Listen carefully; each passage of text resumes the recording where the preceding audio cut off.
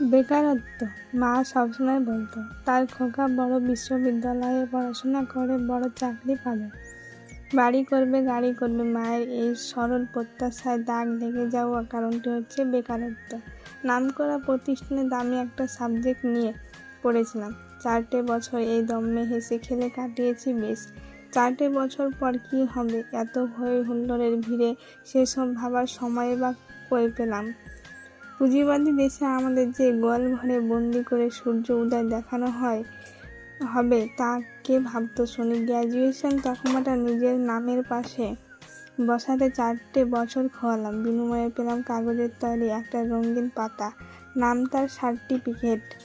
সদ্য গ্র্যাজুয়েট হওয়া আমি রাস্তার বের হয়ে আবিষ্কার করি এতদিনের চিরচেনা শহরটা কেমন যেন অচেনা হয়ে গেছে হঠাৎ। আমার প্রতি সহানুভূতি দেখানো মানুষগুলো সব কথাই যেন হারিয়ে গেল অচেনা শহরের তাল মিলিয়ে। হাতে থাকা এই সিডিপি এর কাগজ আর মাথা ভর্তি পুস্তক ভরা সব থিওরি আমার একমাত্র অবলম্বন। এইসব আমায় একটা চাকরি পাইয়ে দিবে তো?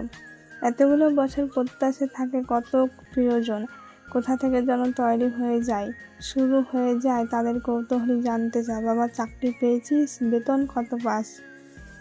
কে কত বলেই বসে, বিয়ে করবি কখন, বয়স যে ফুরিয়ে যাচ্ছে তোর। এই প্রত্যাশা করা মানুষগুলো কি জানে না এই প্রগতিশীল দেশের কম্পোর্টে মানুষগুলো চাকরি দেওয়ার নামে সার্টিফিকেট হাতে ধরিয়ে ছেলেগুলোকে লম্বা লাইনে দাঁড়িয়ে রাখে ঘন্টার পর ঘন্টা।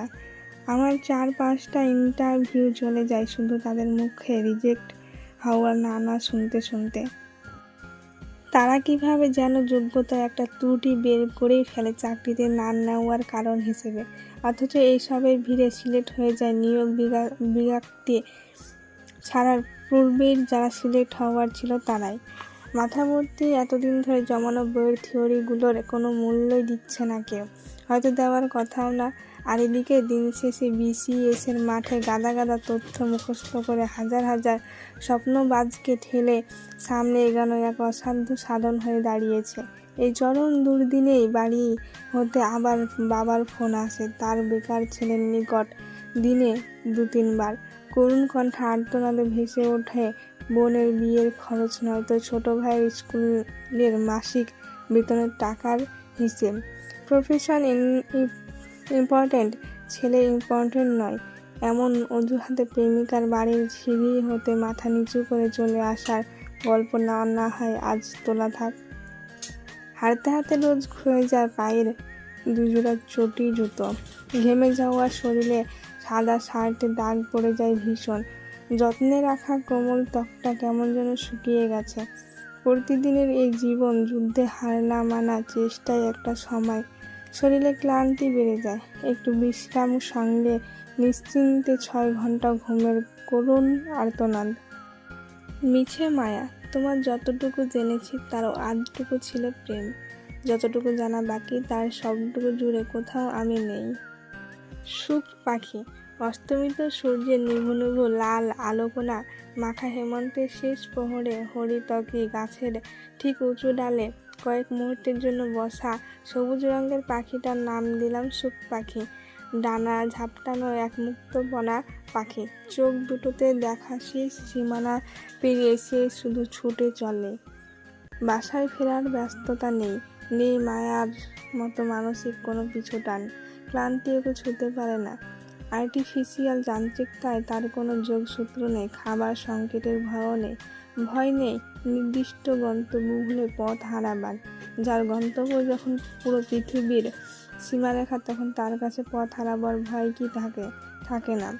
ভাঙ্গা ভাড়া দালানের প্রাচীর ঘেঁষা শহরে মানুষের ছুটে চলা দেখে হিংস্রতায় আষ্টে পৃষ্ঠে থাকা মানুষগুলোর পায়ের নিচে শরীর পিষে এগানোর প্রতিযোগিতা সে দেখে বেঁচে থাকা কতটা কঠিন করে তুলেছে বোকা মানুষের দল। মানুষদের রটানো এইসব বিচ্ছিন্ন ঘটনাকে উপহাস করে বাঁকানো ঠোঁটে এক ফালি জমে থাকা হাসিতে সে নিজেকে সাজায়। বিষাদ তাকে স্পর্শ করেনি কখনো। সুখ পাখি উড়ছে তো উড়ছে, যেন থেমে যাওয়া তার স্বভাবের নেই। কর্কট ক্রান্তি সীমারেখা ঝাঁপিয়ে স্রষ্টার নির্দেশিতা মুক্তির স্বাদ নিয়ে সুখ পাখি আকাশ ছুঁয়ে মহাকাশ ফেরে বহু দূরে হারাচ্ছে কর্মস।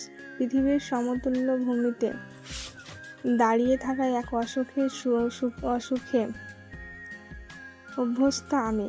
সুবিশাল আকাশ দাপিয়ে বেড়ানো 7 ইঞ্চি দৈর্ঘ্যের পাখিটার পড়তে হিংসান্বিত হয়ে ভেবে উঠি, এই জন্মে ঠিক সুখ পাখি হয়ে জন্ম নিলে বোধহয় ভালো হতো।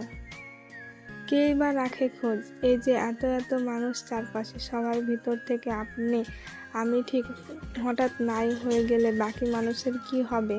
কতটুকু প্রভাব পড়বে তাদের ওপর? এমনটা ভেবেছেন কখনো? কিংবা ভেবে ভেবে হয়তো বা অনেকে দুশ্চিন্তা বাড়িয়েছেন? সত্যিটা হচ্ছে, কেউ হারালে সে একজনের অভাব তখন শতজন দিয়ে পুষে যাবে। আপনার অনুপস্থিতিতে কেউ টেরও পাবে না, উপলব্ধিও করবে না। আড়াল হয়ে বোধহয় উল্টো অনুশোচনায় ভুগবেন। আপনি হারালে শহর জুড়ে কোনো নিখোঁজ বিজ্ঞপ্তি টানা হবে না। আপনাকে ঘিরে কোথাও, কেন, কিভাবে, এর মতো প্রশ্নবোধক চিহ্নগুলো জাগবে না কারো মনে। এমন কেউ আছে কি যা আর চোখ দুটো আপনায় খুঁজে খুঁজে হয়রান হয়ে যাবে? দুদিনের বন্ধ যোগাযোগ কাউকে কি খুব বেশি অস্থির করে তুলবে আপনার জন্য? কেউ কি বিচলিত হয়ে পড়বে আপনার শূন্যতা অনুভব করে? সব কিছুর উত্তর না হলে বরং আপনি কেটে পড়ুন। দীর্ঘ বিরতি দিয়ে মাঝে মাঝে এসে এই স্বার্থপোষা মানুষগুলোকে দেখে যাবেন না হয়। ভালোবাসা নাকি লালসা? ভালোবাসার আগে ভালোবাসা বিষয়টাকে বুঝতে পারাটা বড্ড জরুরি। যেটা ভাবছেন কিংবা করছেন সেটা আদৌ ভালোবাসা নাকি নেহাতি লালসা তা জানাটাও জরুরি। ভালোবাসা নিঃশর্ত হয়, এটা জরুরি নয় যে ভালোবাসা আপনার সকল চাহিদা পূরণ করবে। এটা জরুরি নয় ভালোবাসায় আপনি আপনার প্রয়োজন বোধ তৈরি করবেন বা শর্ত জুড়ে বসবেন যা আপনি বা অন্যজন পূরণ করবে এমন একটা গত বাধার আশা জাগিয়ে তুলবেন। ভালোবাসা হচ্ছে এমন একটা বিষয় যেটা আপনি নিজের ভেতরে অনুভব করবেন। ভালোবাসায় কেউ কাউকে ক্ষতি করে না, একজনের দ্বারা অপরজন কষ্ট পায় না। এখন প্রশ্ন হচ্ছে যে আপনি যদি কারো প্রয়োজন এই জন্যই অনুভব করেন যাতে আপনার সময় কাটে, কারণ আপনি একাকী অনুভব করছেন। আপনার সময় ভালো কাটুক বা আপনার রাত ভালো কাটুক, কিংবা আপনি কারো প্রয়োজন এই জন্যই অনুভব করছেন যাতে আপনার কামনা পূরণ হয়, আর কামনা বা একাত্মতা পূরণ হতে আপনার আচরণের পরিবর্তন তার প্রতি। তাহলে শুনে রাখুন, এটা ভালোবাসার ধারে কাছেও না। আপনার সাথে যখন কেউ কথা বলছে না, সঙ্গ দিচ্ছে না, তখন আপনি একাকী অনুভব করেন। তখন আপনি কথা বলতে চান, কেউ সঙ্গ দিক সেটা কামনা করে, শুধু এইসবের বিষয়গুলোর প্রয়োজন অনুভব করেন। ভালোবাসায় তো অধৈর্য থাকে না, আর যে ভালোবাসায় সবর থাকে না তা লালসার দিকে চলে যায়, পাগলামির দিকে চলে যায়। নেহাত প্রয়োজন বোধ থেকে কাউকে কাছে টানলেন, আবেগ অনুভূতির জাল বিছিয়ে পরিবেশ সাজিয়ে তুললেন। কারো চেহারা, ব্যক্তিত্ব, গুণ, কমার্শিয়াল স্টেবিলিটি দেখে মোহ জন্মে যায়। মোহর নৌকায় দাঁড়িয়ে তার কাছে যান, উপভোগ করেন। যখন বুঝতে পারেন মোহর নৌকা কাঁপছে, তখন বিভিন্ন অজুহাতে সরে পড়েন। যখন প্রয়োজন ফুরালো, তখন ভালো লাগার পারদ স্তম্ভ নিচে নেমে এলো, অবহেলা চলে এলো, আর ফলাফল দূরত্বের প্রসারণ। এরকম জায়গায় যদি নিজেকে আবিষ্কার করেন, তবে সেক্ষেত্রে আপনার এমন অবস্থান পরিবর্তন করা বড্ড জরুরি। আত্মার মুক্তি। আমি বহুকাল ধরে তৃষ্ণায় কাতর এক পথিক। ঈশ্বর, আমার তৃষ্ণা খুবু মিটবে না, তবে আমি অতৃপ্ত আত্মার সনে বাস করতে করতে হয়ে গেছি বড্ড উন্মাদ। ঈশ্বর, এবার তবে মুক্তি হোক এই অতৃপ্ত আত্মার, এবারের অন্তিম সৎকারে। তুমি বরং প্রেম উঠিয়ে নাও, ঘৃণায় ভরুক পৃথিবী। তুমি ভালোবাসা বিষাক্ত করে দাও, ভরে যাক কানায় কানায় সব অশুদ্ধ অনুভূতি। ভালোবাসা যখন আমি ছুঁতে পারিনি, তবে অভিশাপ পড়ুক সেই ভালোবাসার ললাটে। বিশ্বাস ভেঙে যদি আমি হই অপরাধী, তবে অবিশ্বাসীদের কোলাহলে ভরে যাক সভ্য সমাজের যত ঘর। আমার দৃষ্টিতে যদি সৌন্দর্যের সাক্ষাৎ নাই মেলে, তবে স্বর্গই হোক একমাত্র নন্দিত কানন। পৃথিবী হোক সেখানে কাটায় ঘেরা অনুবর ভূমি। আমার ভাবনায় যদি পবিত্র কল্যাণকর অনুভূতির ঠাঁই না মেলে, তবে মস্তিষ্ক হোক অকেজ, পৃথিবী হোক শান্তিহীন অগ্নিশিখায় উত্তপ্ত নরক জমি। ঈশ্বর, তোমার এবারেতে মশগুল আমি। পৃথিবী বাসে হয়ে উঠেছি বড্ড বিরোধী। তুমি ধ্বংস করো কুল্লি শীতে এ ধরনে, নয়তো মুক্তি মিলাও দাও এই ছটফট আত্মার। থেমে যাক প্রতিবাদী সব মিছিল। আমার জন্য যদি পৃথিবী না হয়, তবে পৃথিবীর জন্য আর আমি জন্ম নেব না শতাব্দীর কোনো কাল ঘেঁষে।